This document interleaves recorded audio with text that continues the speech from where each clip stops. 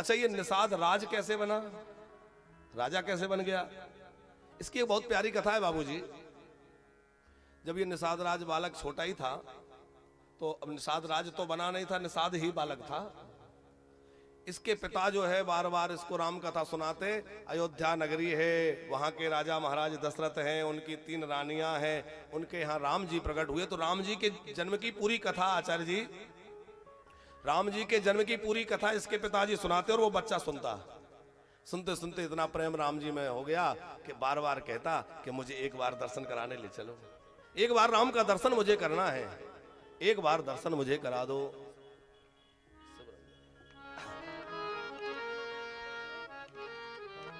पिताजी कहते देखो अभी तो वो बहुत छोटे हैं, राजमहलों में हैं, अभी दर्शन कैसे होगा। फिर जब और बातें सुनाई, बोले अब गुरुजी के घर पढ़ने गए हैं, बोले अब तो बड़े हो गए, अब तो दर्शन कराओ। बोले गुरुगृह में पढ़ लेने दो। अब जब पढ़ के गुरुगृह से अपने घर लौटने वाले थे राम जी, तब निषाद राज बालक, जो निषाद बालक था, हट पड़ गया कि अब तो मुझे दर्शन करना है। फिर तो जो है दर्शन की जब हट करी तो इसके पिताजी ने कहा चलो सवारी निकलेगी, गुरुजी के आश्रम से महल तक जो है सवारी निकलेगी, राजमहल के बीच में दर्शन कर लेना। तो वो बालक बड़े भाव से अपने हाथों से उसने मृग चर्म से जूतियां बनाई, मैं राम जी को पहनाऊंगा, कुछ तो उपहार दें। और बांस के डंडे से उसने बढ़िया धनुष बाण बनाए और जंगली लकड़ियों से कोई डलिया बना करके उस बांस की डलिया में कोई डलिया में रख करके उन जूतियों को और धनुष बाण को और मस्तक पर रख करके पिता के साथ पैदल चला वो बालक।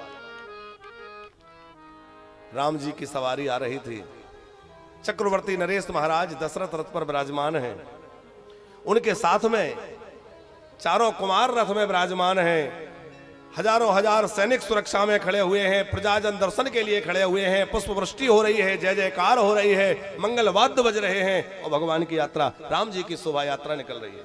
चारों लाल जी पढ़ के आ रहे हैं गुरुकुल से, और ये बालक जो है सर पे डलिया लिए, इसने भीड़ के बीच में से राम जी के रथ को देखा और राम रूप को देखते ही इसका अनुराग इतना प्रबल हो गया, अब अपने आप को रोक ना सका। उस भीड़ को चीरते हुए वो बालक राम के रथ की ओर भाग चला। सैनिकों ने पकड़ लिया, जाने कितने डंडे पीठ पर पड़ गए, पर इसका ध्यान उन डंडों पर नहीं था, इनका ध्यान तो राम के चरणों पर था। एक बार इन चरणों तक किसी तरह पहुंच जाऊं, एक बार चरण छू लूं। धन्य है दीनबंधो रघुनाथ, उन्होंने देख लिया और कहा रुको रुको, इसको मत मारो, इसको आने दो। राम जी रथ से उतर गए और रथ से नीचे उतरे और उतर करके धीरे से धीरे धीरे चलते हुए आए।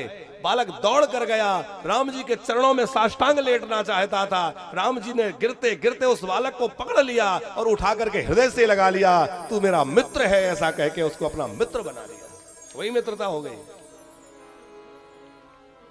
उसने